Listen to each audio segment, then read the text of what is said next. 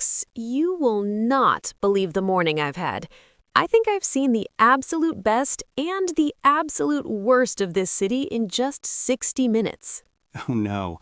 Let me guess. Was it the Red Line subway again? Or did you try to take a shortcut through the downtown square? A little bit of both. One minute I was gliding past the traffic, feeling like a genius, and the next, oh, well, let's just say I became very familiar with the back of a delivery truck for 40 minutes. It's funny, isn't it? We live in these massive, beautiful cities, but how we move through them changes everything. It changes our mood, our productivity, and even how much money we have left for coffee at the end of the month. Exactly. It made me think, is there actually a perfect way to get around? Or are we all just stuck in a loop of trade-offs? Well, today we're going to find out. We're peeling back the layers of city life to see what's really worth our time and what's just slowing us down. Whispering playfully, and I might have found a secret way to beat the rush hour that doesn't involve a car or a train. Really? Now I'm curious.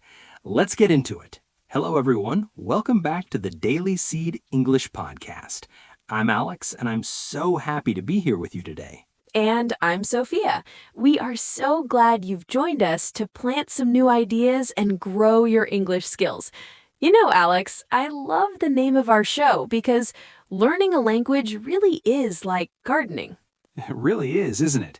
You can't just throw a handful of seeds on the ground and expect a forest the next day.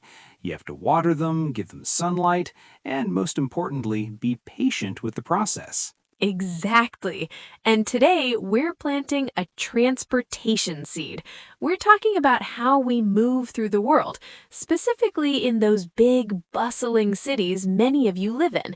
Whether you're listening to us while sitting on a crowded bus, driving through morning traffic, or maybe just walking your dog in the park, we've got some great phrases and ideas for you. It's a topic that affects our quality of life every single day. The choices we make about how to get around can change our entire mood before we even start work. Right? So take a deep breath, relax those shoulders, and let's grow your vocabulary together as we dive into the pros and cons of big city travel. Let's get started. So, Sophia, I was thinking about your morning. You mentioned being familiar with the back of a delivery truck. I assume you were driving today. Guilty as charged, Alex. I decided to drive because I had so many bags to carry. And honestly, there is something so nice about having your own space. I can sing along to my favorite songs. I can set the heater to exactly the temperature I want. It feels like a little private bubble, you know? I totally get that. That's the pro of a car, the comfort and the privacy. But then reality hits. You get into that heavy traffic, and suddenly you're in a gridlock. Oh, tell me about it. A gridlock is just the worst feeling. For our friends listening, a gridlock is when there are so many cars that nobody can move. It's like a puzzle where all the pieces are stuck. You might use this word at work, like saying, "I'm sorry I'm late, there was a total gridlock downtown." Or even at home, joking with your family, "The kitchen is a gridlock with everyone trying to cook at once." My kitchen is definitely a gridlock on Sunday mornings. But that's why I usually prefer public transit. Even if it's crowded, there's a certain freedom in it. I don't have to focus on the road. I can read a book or listen to this podcast while the driver does all the work. That's true. When you use public transit, things like the subway, the light rail, or the city bus, you aren't the one stressed out by the person cutting you off in traffic. It's very convenient because you just hop on and hop off. Exactly. Convenient is such a great word to use. It means something fits perfectly into your life without causing trouble. At work, you might say, "Is 3 p.m. convenient for our meeting?" At home, you might say, "This new grocery app is so convenient because I don't have to leave the house." But Alex, let's be real. Public transit isn't always perfect. Sometimes the train is late or it's so packed you're standing chest to chest with a stranger. That doesn't feel very convenient to me. True, it's a trade-off. But I want to ask our listeners a question here. We'd love to see your thoughts in the comments.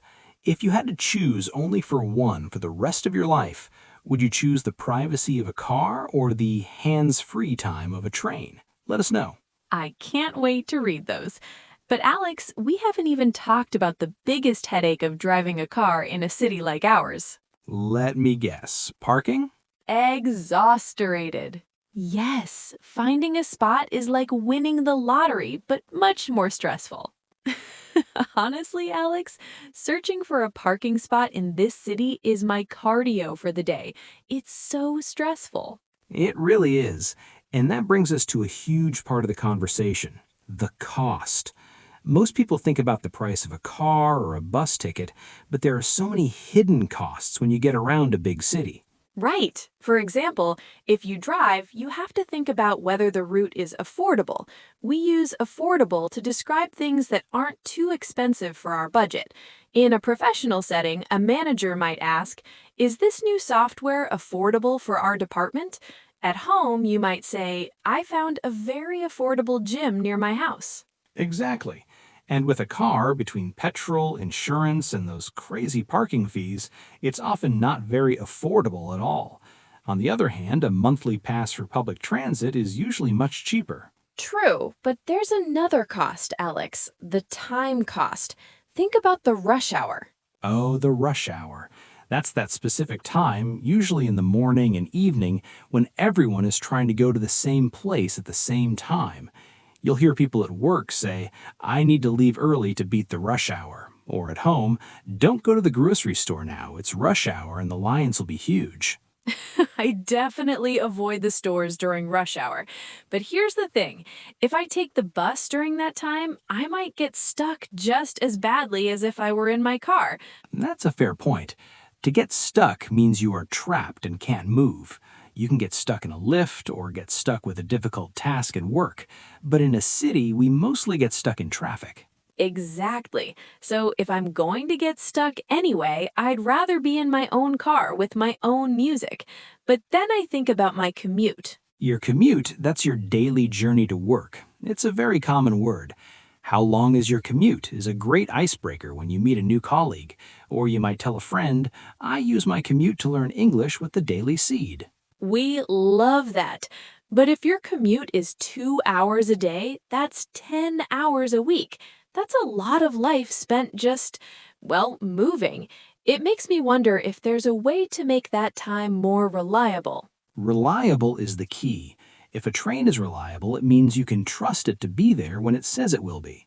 You want a reliable car, a reliable internet connection, and certainly a reliable friend. If the city transport isn't reliable, people will always go back to their cars, even if it costs more. It's a difficult balance. You pay with your money or you pay with your time. Sometimes you pay with both. You know, Alex, while I was stuck in that gridlock this morning, I looked out my window and saw someone on a bicycle just zipping past me. They looked so happy. That's the magic of active travel, Sophia. It's becoming a huge trend in big cities. People are realizing that walking or cycling isn't just a way to get around, it's a lifestyle choice. And it's so eco-friendly, right? We use eco-friendly to describe anything that's good for our planet. At the office, you might suggest, "Let's stop using plastic cups and switch to something more eco-friendly." At home, you might say, "I'm buying eco-friendly cleaning products from now on." Exactly. When you walk or cycle, you have zero emissions. Plus, it's a double win because you're getting your exercise in during your commute. You don't need to go to the gym if you've already walked 5 kilometers to the office. That sounds great in theory, Alex, but let's be honest. Is it reliable? I mean, what if it rains? Or what if you have a big presentation and you arrive at work all sweaty? That doesn't feel very professional. Valid point. That's where the pros and cons really show up. Cycling is affordable, basically free once you have the bike, but it's not always convenient if the weather's bad. Right, but I've noticed a lot of cities are building special bike highways now. They're trying to make it more convenient for people to choose the eco-friendly option. It's like the city is trying to grow, just like our daily seeds. I love that metaphor. It's about infrastructure. If the city plants the right seeds, like bike lanes and wide sidewalks, then the habit of walking will grow. It makes the whole city feel less crowded and much more peaceful. It really does. I actually tried walking to the station yesterday instead of taking the bus, and I discovered a tiny little bakery I never knew existed. When you're in a car during rush hour, you miss all those small details. That's the beauty of it. You connect with your neighborhood. But tell me, Sophia, do you think our listeners would prefer a city with no cars at all? Oh, that's a tough one. Listeners, what do you think? Would you prefer a city that's 100% car-free, even if it meant walking more? Tell us in the comments. You know, Sophia, while we've been talking about buses and bikes, the world is moving so fast. It's 2026, and the way we get around is starting to look like a sci-fi movie. It really is. I saw a robotaxi downtown yesterday. No driver at all, just a car steering itself through the rush hour. It felt so strange, but also very cool. Those autonomous vehicles are becoming a huge part of the city. The goal is to make traffic more reliable. Imagine a city where cars talk to the traffic lights to avoid gridlock entirely. That would make everyone's commute so much smoother. Encouragingly, and have you seen the new super apps? They call it mobility as a service. Instead of checking 3 different websites, you use one app to book a train, then a scooter, and maybe a shared electric car for the final mile. It's incredibly convenient. It really simplifies things. I use an app like that at work to plan my travel for meetings. It's much more affordable than owning a second car just for occasional trips. You only pay for what you use. I just hope these apps are reliable. There's nothing worse than being stuck on a street corner because your phone app crashed and you can't unlock your electric scooter. That's the